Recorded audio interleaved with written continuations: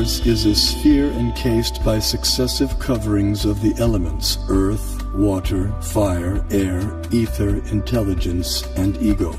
As a coconut has its hard outer shell and inner liquid, so the universe has its outer coverings and an inner space half filled with ocean water.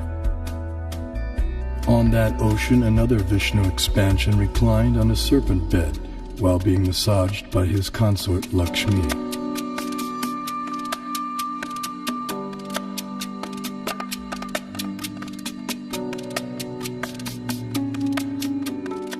From his navel arose a lotus on which Brahma was born.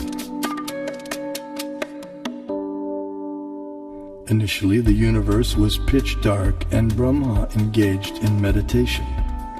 Then he was empowered to create the universe.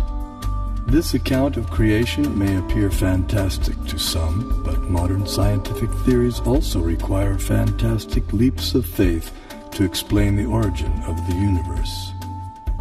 Vedic cosmology explains that the universe is made up of 14 vertically arranged planetary systems, or lokas. Each system resembles a galaxy and comprises stars, planets, and other celestial bodies. The topmost planetary system is Satyaloka, the abode of Brahma, which is at a height of 1.87 billion miles above Earth. Below this Satyaloka planetary system is the Tapaloka planetary system, the abode of the ascetics, which is at a height of nearly 1 billion miles above the Earth. Here, the ascetics live in a solitary, serene environment conducive for yoga and meditation on transcendence. Their disciplined life of joyous austerity prepares them for returning back to the non-material world.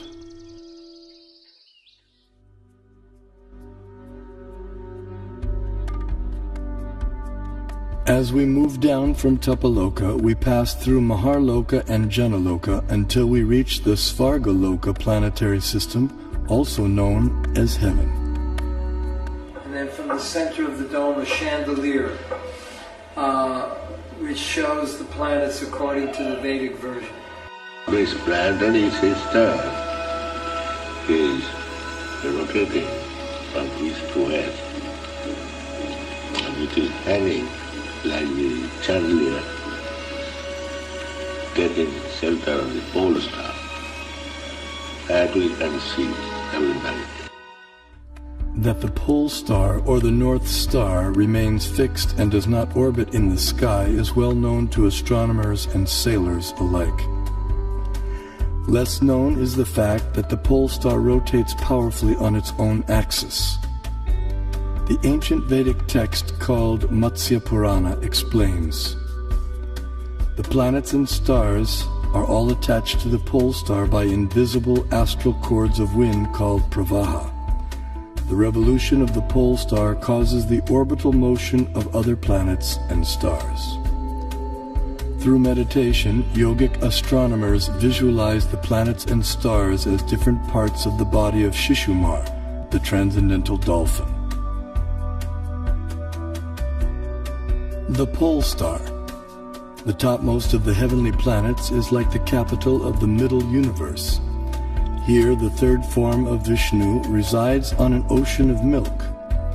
In times of universal disturbances, the demigods headed by Brahma come here to appeal for help. The pole star is also the abode of Dhruva, a pure and exalted devotee of the Lord.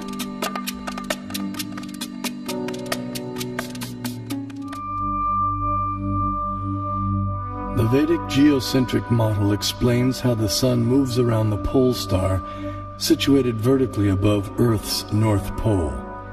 As the sun goes around the Earth globe, we experience day and night.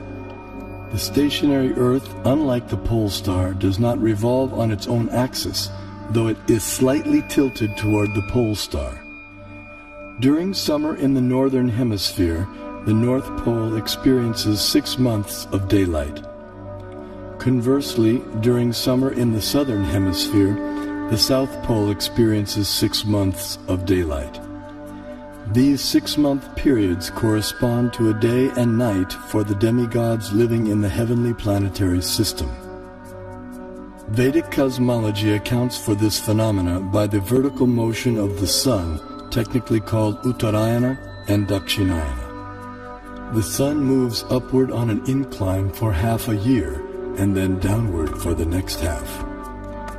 This motion produces two effects on Earth, namely the changing of the seasons and the varying durations of day and night. Ordinary vision sees the sun to be a mere globe of fire. However, celestial vision reveals a personality residing over the sun. His name is Vivasvan, and he rides on a golden chariot pulled by 7 divine horses at a speed of 16,000 miles per second.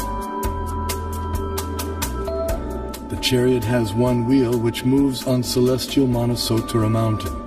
The horizontal shaft is linked to the axial hub of the universe, Mount Meru, and the diagonal shaft is linked to the pole star. With each circular path, the wheel gradually moves laterally inward for 6 months and then outward for 6 months. Similar to the chariot's vertical motion, this lateral action fine-tunes seasonal changes on Earth. When the orbital motion of the sun is viewed from above, its illumination is seen to extend out to half of the greater Earth plane.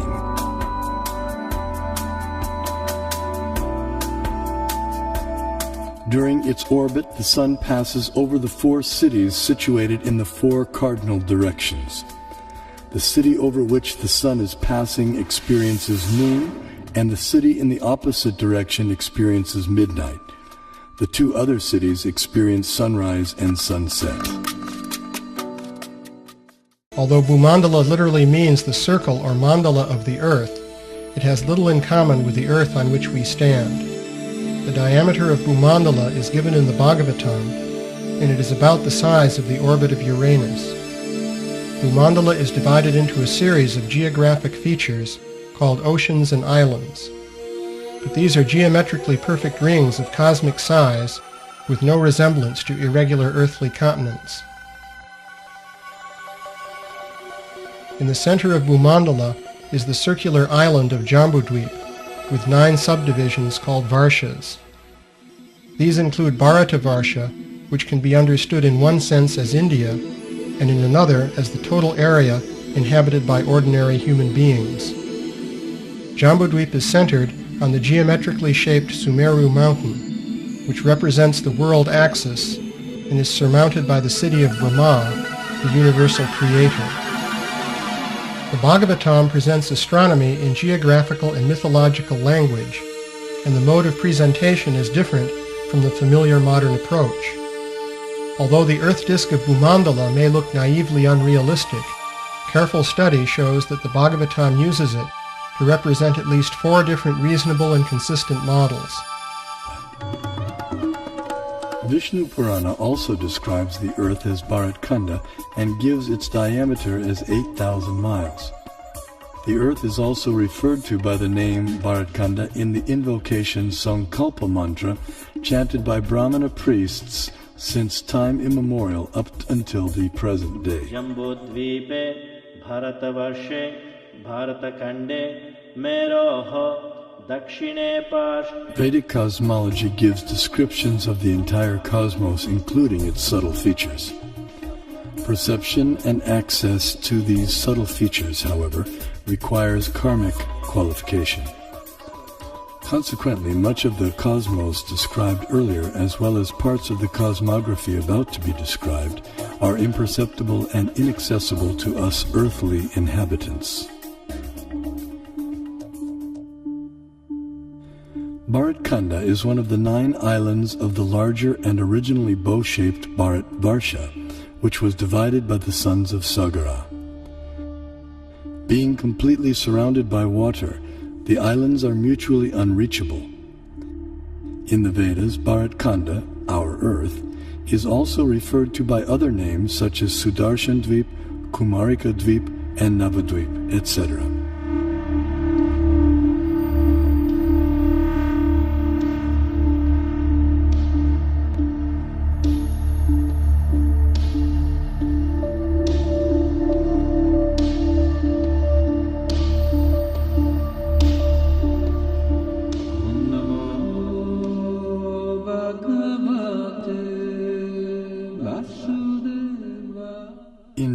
Varsha, the famous mountains known as the Himalayas, are tall and immovable.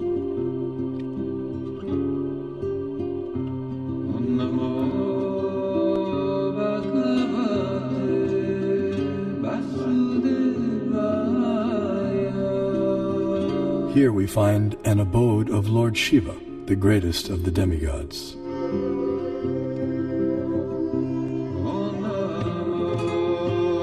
In the center of Jambudvip stands the most extraordinary divine golden mountain called Meru. Meru is shaped like an inverted cone, and it is the sporting place for the demigods. Around Meru are many supporting mountains called Kesara. Jambudvipa is 0.8 million miles in diameter and is surrounded by the saltwater ocean of the same width. On top of Mount Meru is a resort of Brahma called Manovati. The famous celestial river Ganges descends to the center of Manovati and then flows out into 4 directions. Surrounding Manovati in the 8 directions are the resort cities of the chief demigods. One of these cities is Amaravati, the resort of Indra, king of heaven. King Indra lives here in majestic opulence, attended to by musicians, dancers, and reciters. The greater earthly planetary system extends out to the edges of the universe and has a diameter of 4 billion miles. Known as Bhumandala, shaped like a lotus flower, it has 7 concentric islands and oceans with Mount Meru as its pericarp.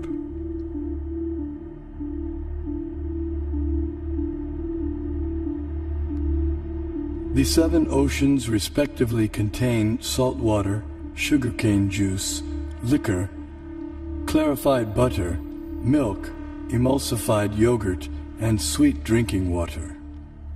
Sometimes Vedic cosmology is misconstrued as portraying the earth to be a flat disk. This flat earth misconception arises partly due to our inability to understand Vedic nomenclature. A single object may be referred to by several names, and a single name may refer to several objects. For example, the term Earth may be used to describe at least 6 different aspects of cosmology. The Earth we live on is indeed a globe, as explained by the Sanskrit word parimandale, meaning spherical, used in the Mahabharata text. The flat disk refers to the greater earthly planetary system of Bhumandala. 4 elephants of inestimable size are placed at the 4 directions for balancing the greater Earth. Below the earthly planetary system are 7 subterranean realms named Atala, Vitala, Sutala, Talatala, Mahatala, Rasatala, and Patala, which do not receive sunlight and which are inhabited primarily by demoniac living entities. To reach the first one must go 80,000 miles downward through underground tunnels. At successive depths of 80,000 miles are the remaining 6 netherworlds, all of which are fully developed underground civilizations. In the 4th level downward, Talatala Loka, lives the magical architect Maya Danava, who has designed many brilliantly decorated cities where proud materialists reside. Below the netherworlds are the 28 hellish planetary systems. The demigod of justice, Yamaraj, judges the unrighteous human beings after their deaths and sends them to one of these planets. There, errant souls are administered appropriate punitive measures corresponding to their misdeeds.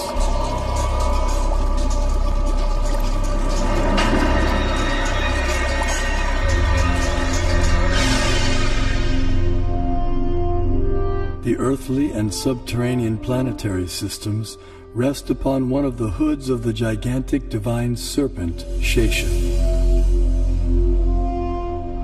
Shesha in turn is held up by the colossal transcendental tortoise, Kurma. and Kurma resides in the ocean that fills half the universe.